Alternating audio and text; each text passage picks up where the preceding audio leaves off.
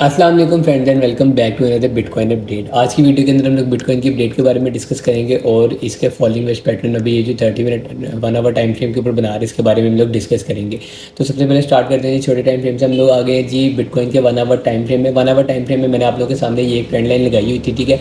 और आप लोगों के सामने ये जब रात को ब्रेक हुई है, इसके ब्रेक होने पर एक शॉर्ट की डेट बनती थी, ठीक है। शॉर्ट की डेट हम लोगों ने अपने ग्रुप के अंदर दी थी और उसका स्क्रीनशॉट आप लोग यहाँ पे देख सकते हैं। कंफर्मेशन के बाद हम लोगों ने ये ट्रेड अपने ग्रुप के अंदर दी थी और उससे टारगेट्स वगैरह जो हमने 3 टारगेट्स दिए थे, तीनों की तीनों ही अलहमदिल्ला टारगेट हिट हुए हैं, ठीक है। अब इसके साथ साथ हम लोग इसके बारे में मज़ीद डिस्कस कर लेते हैं कि बिटकॉइन अब क्या कर सकता है, ठीक है। सबसे पहले तो आप लोग देखें कि हम लोगों ने एक ये रेजिस्टेंस लगाई हुई थी, ठीक है।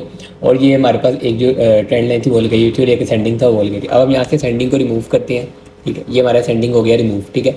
अब यहाँ से असेंडिंग रिमूव होने के बाद आप लोग देखें कि बिटकॉइन ने अभी अपने 1 आवर टाइम फ्रेम के अंदर एक फॉलिंग वेज पैटर्न बनाया हुआ है, ठीक है। फॉलिंग वेज पैटर्न बनाया हुआ है, ठीक है। अब मोस्टली हमारे पास फॉलिंग वेज पैटर्न जो होता है वो अपसाइड की तरफ ब्रेक होता है, लेकिन बिटकॉइन ऑलरेडी बहुत ज़्यादा पम्प कर चुका है, लेकिन तो इस वजह से हम इसकी कंफर्मेशन नहीं दे सकते। तो ये दोनों साइड्स पे हम लोगों ने एक ये ट्रेंड लगाया हुआ है, एक ये ट्रेंड लगाया हुआ है। अगर तो ये अपसाइड को ब्रेक कर देते तो ये रीटेस्ट के बाद अच्छा खासा पंप ले सकता है, ठीक है। लेकिन अगर तो ये डाउन साइड को ब्रेक कर देता है यहाँ से, तो इसको ब्रेक करने के बाद बिटकॉइन मज़ीद नीचे जा सकता है यहाँ तक, ठीक है। ये आ गया जी हमारा फॉलोइंग वेज पैटर्न। इसके साथ ही हम लोग यहाँ पर एक चीज़ के बारे में मज़ीद डिस्कस कर लेते हैं, ठीक है, जो कि है हमारा एक ट्रेंड। आप लोग समझिएगा यहाँ से ये एक बिटकॉइन का ट्रेंड जा रहा है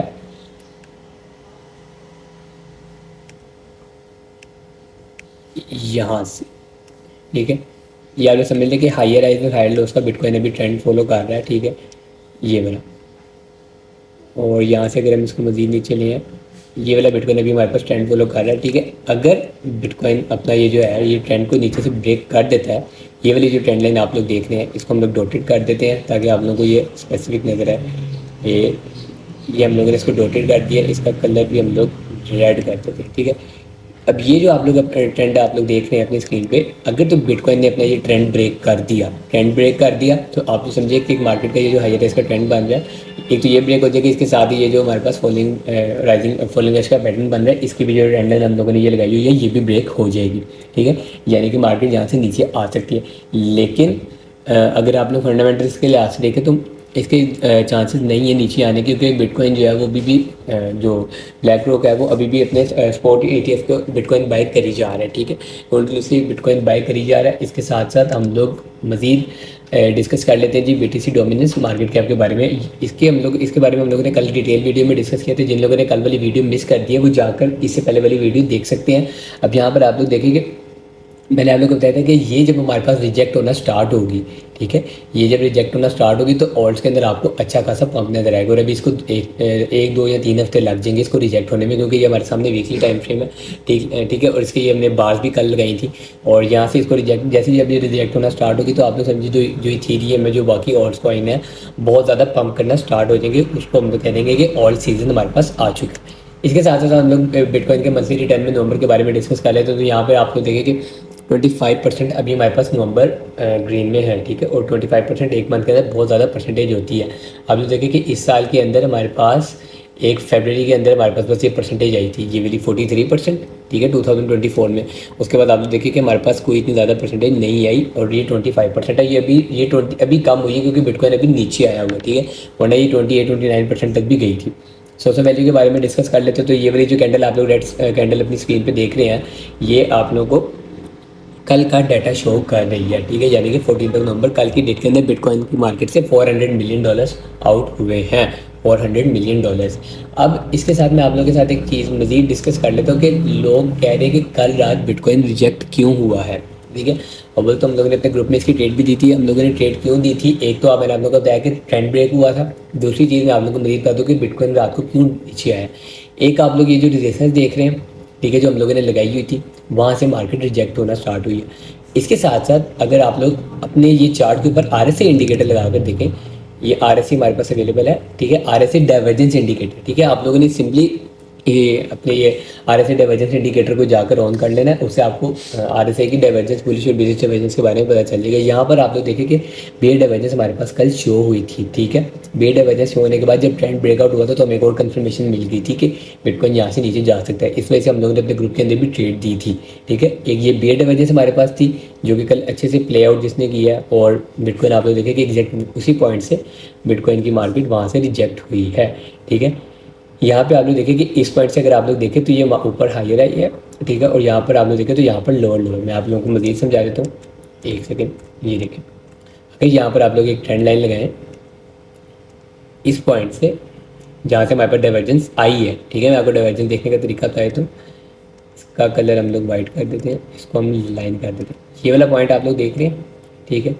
अभी यही पॉइंट आप लोग इस इधर देखें, नीचे और यहाँ से ऊपर, ये साथ ही इसने मैं आइडेंटिफाई कर दिया कि ये बेयर डाइवर्जेंस बिटकॉइन के अंदर बन रही है। उसके बाद आप लोग देखें कि वो अच्छे से प्ले आउट हुई है।